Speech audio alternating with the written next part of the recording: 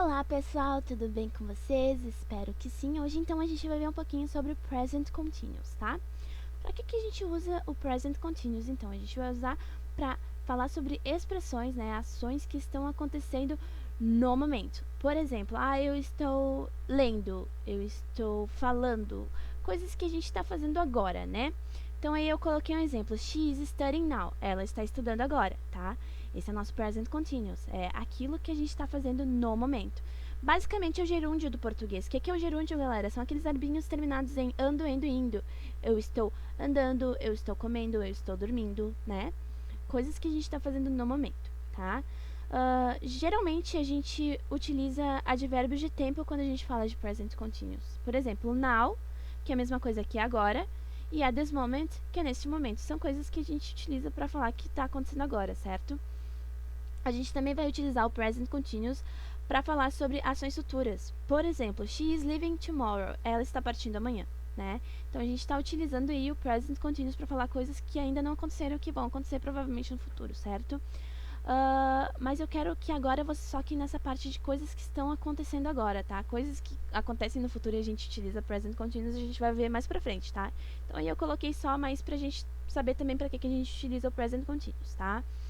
Como é que a gente vai formar frases, então, utilizando o present continuous? A gente tem que entender que quando a gente fala de present continuous, necessariamente a gente sempre vai utilizar o verbo to be mais um verbo mais ing, né? Então, como a gente vai fazer isso? Então, primeiro a gente vai ter o nosso sujeito mais o nosso verbo to be e depois o nosso verbo terminado com ing, né? Então, I am studying, you are studying, né? Então, eu estou estudando, você está estudando, né? A gente já sabe por aqui que a gente usa o verbo to be, então, para falar sobre ser ou estar. Quando a gente usa com o present continuous, a gente fala sobre o estar, o estou fazendo algo, ele está fazendo algo, certo? Então, vamos continuar aqui. Negativas, então, a gente só coloca o nosso verbo to be na negativa. Então, I am not studying. Eu não estou estudando. You are not studying. Você não está estudando. E por aí vai. Vocês já sabem como formar negativas com o verbo to be, porque vocês já aprenderam isso, tá? Então, vai ficar muito mais fácil. Vocês têm que lembrar que quando a gente está fazendo present continuous, a gente precisa do ing no final do nosso verbo, tá? Perguntas, então, como é que a gente faz? A gente só passa o nosso verbo to be para frente do nosso sujeito, certo? Então, are you studying? Você está estudando? Is he studying? Ele está estudando? Então, né, a gente tem que entender que para fazer perguntas a gente só passa o verbo to be para frente do nosso sujeito, como a gente já fazia só com o verbo to be, né? Lembrando do ing sempre no final do nosso verbo, tá? A história, mas como é que a gente vai botar o ing, então, nos nossos verbos?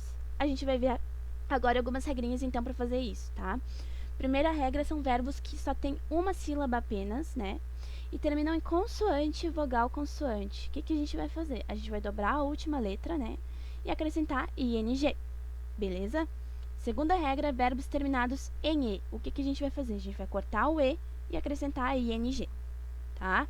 Terceira regra são aqueles verbinhos com uma sílaba só, né? Com duas letrinhas ali no máximo. O que a gente vai fazer? A gente só acrescenta ing, tá? Quarta regra, aqueles verbos que terminam em dois es. Por exemplo, see, agree. O que a gente faz? Já termina em e, né? A gente vai cortar o e? Não, nesse caso a gente só acrescenta o ing no final, tá? Quinta regra, aqueles verbos terminados em i, o que a gente faz? A gente só acrescenta o n e o g no final? Não, a gente vai acrescentar o ing do mesmo jeito. Então, a gente vai continuar colocando outro i aqui, mais o ing, tá? Sexta regra, verbos terminados em c, o que a gente vai fazer? A gente vai botar um k, né? E acrescentar ing, tá? Sétima regra, aqueles verbos terminados em y, o que a gente faz? Nada, a gente só acrescenta ing no final, mesmo que ele seja preciso de uma consoante ou de uma vogal. A gente sempre acrescenta ing no final, tá? Não precisa mudar absolutamente nada na palavra, só acrescentar o ing.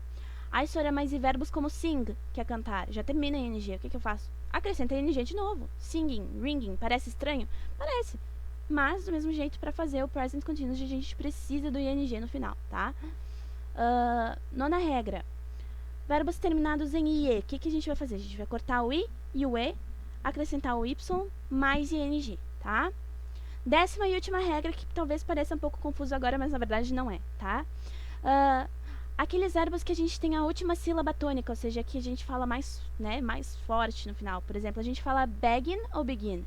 begin, certo? Então, a nossa última sílaba é a tônica, é a mais forte, né? E ela termina em consoante, vogal, consoante. O que a gente vai fazer? A gente vai dobrar a última letra e acrescentar ing, tá? São muitos os verbos que isso acontece? Não, tá? Então, foquem mais nas outras regras do que nessa, tá? Por hoje é isso, espero que vocês tenham gostado. Se vocês ainda tiverem alguma dúvida, me mandem lá no Classroom que eu vou estar respondendo. Beijão e até uma próxima!